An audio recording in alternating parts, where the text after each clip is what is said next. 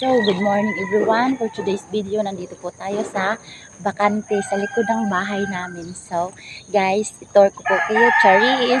Bago po, yan ang lahat. Magpapasalamat po tayo sa Panginoon sa araw-araw na binigay na po sa atin. Magpasalamat tayo kasi always na tayong ginagabayan sa lahat natin na mga ginagawa, kung saan man tayo pupunta.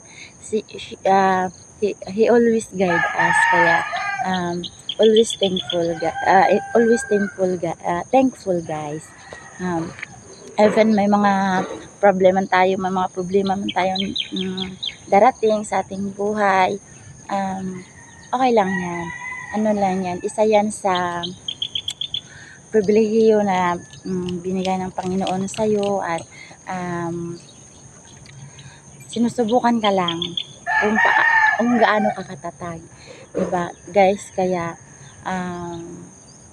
kahit ano man mangyari, lalo na sa sitwasyon natin ngayon, medyo na talaga mahirap, pero guys, wag niyong damdamin yung hirap. Chill lang, chill. And then, sabi nga, smile and pray, everything will be okay. Kaya, mas piliin nating maging masaya kaysa magmukmuk tayo kasama ang problema. Diba guys? So, let's go! Easy! Easy! Punta na kaya yung easy?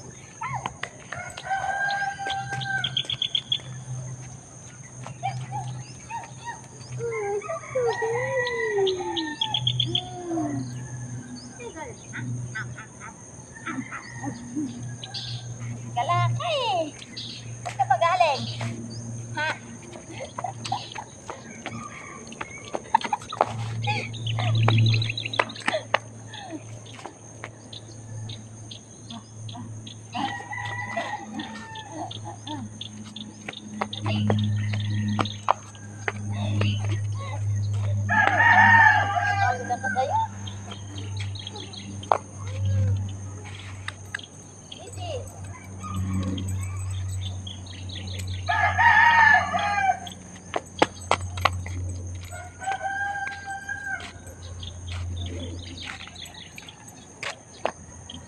So, ayan nga guys.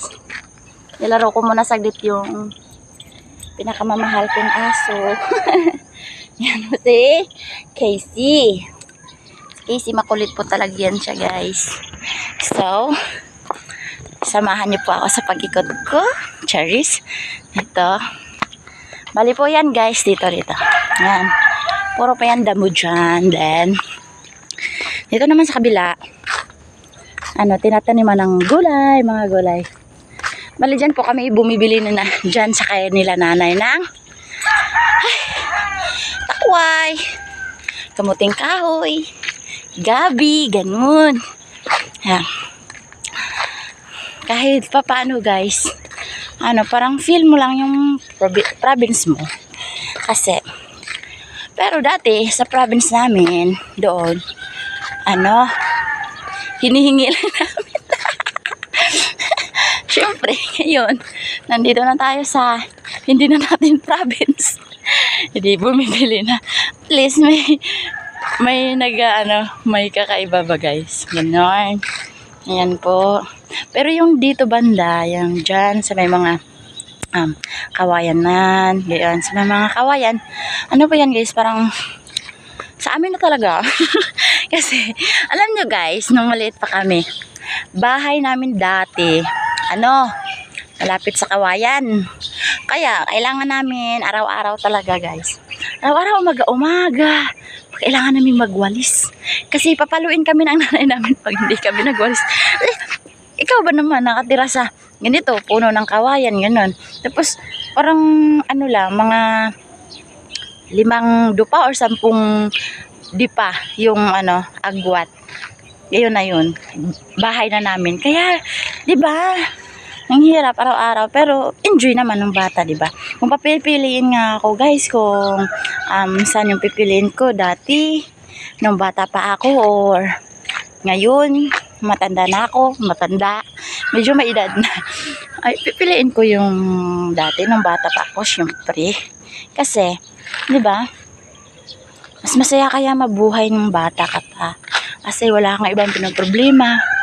Maglaro ka lang, uwi sa bahay, maglawig ng kambing, or either kalabaw. Kasi kami dati may kalabaw talaga kami. Yan. Ano, i-enjoy ako. Isa ngayon, puro na problema, charis. So, hanggang dito na lang tayo guys. Bye-bye and thank you for watching.